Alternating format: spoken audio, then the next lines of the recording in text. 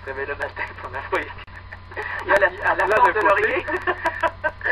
Souvent, les femmes se levaient un peu avant, 1 heure avant, pour aller se faire l'afro. Avec le peigne, là. Mais moi, je faisais ça. Moi, je me rappelle me réveiller plus tôt que mon conjoint pour avoir les cheveux parfaits. Parce que, je dors avec un bandeau.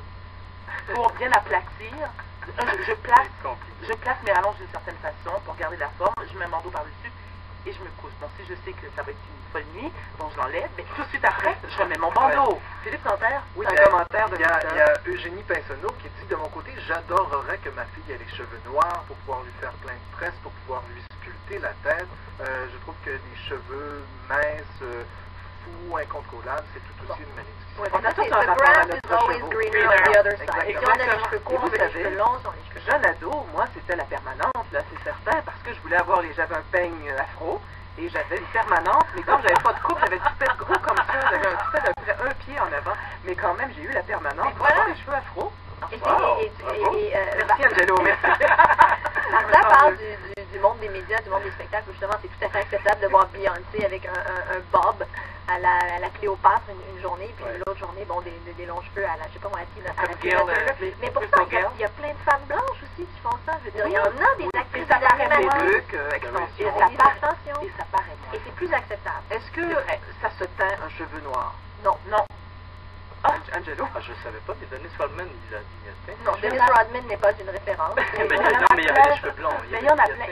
Et moi, je trouve ça un ridicule consommé. Quand on voit des femmes noires qui ont les cheveux blonds cendrés à reflets chauds printaniers. Vous avez jamais été blonde, Oui, mais j'étais pas médicamentée à cette époque-là, je tiens à le préciser. Mais après, non mais c'est vrai, quand les gens ont le teint clair, la pigmentation de la peau est très claire, ça peut passer.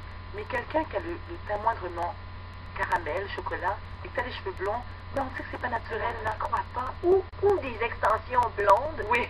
J'en vois souvent des jeunes filles, et j'ai le goût d'aller faire une intervention. Moi, je le fais. Moi, j'ai envie de... Beyoncé l'a fait. Il faut dire que le monde de la coiffure, des cheveux noirs a véritablement évolué, surtout pour les hommes, parce qu'il y a des structures qui se font, pour les femmes aussi. C'est devenu beau, c'est devenu une fierté d'aller chercher des influences au niveau de l'Afrique, par exemple, au niveau de la coiffure. C'est vraiment structuré, c'est complexe et c'est beau à faire. Il faut s'attendre à passer une journée, presque 20 heures à s'apporter. Et c'est très lucratif. Mais ça me jette à terre aussi quand on voit un peu Good Hair, c'est-à-dire l'argent qui est mis dans ça. Lui-même, Rox disait, bon, le réalisateur, l'humoriste, il disait notamment qu'il a été très étonné de voir que chez la femme afro-américaine, 20% du revenu va aux cheveux, aux produits extrêmement forts aussi. 80% des produits capillaires sont achetés par des femmes. Ça m'étonne pas. Moi, je veux dire, Dominique, dans mon cas, ça me coûte par année entre 5 000 et 8 000 $ pour mes cheveux. Et pire encore, c'est qu'aux États-Unis, moi j'ai vécu à New York, et je me rappelle, il y a des femmes qui ont des moyens ordinaires, qui n'ont pas nécessairement les moyens d'aller se faire les cheveux. Et la première priorité, ce sont leurs cheveux. Avant le loyer. Avant le loyer. Alors, quand il rencontre un conseiller financier, elle dit, bon, la voiture, la maison et les cheveux. Là, je comprends aussi les voyages en Italie, là, maintenant que moi, j'ai jamais calculé, mais je crois tout à fait, parce que, essentiellement, ce qu'on essaie de faire, c'est de transformer notre cheveu en quelque chose qui n'est pas naturel. Voilà. Et donc, oui, j'allais m'acheter du Moroccan Oil. Qu'est-ce que ça fait?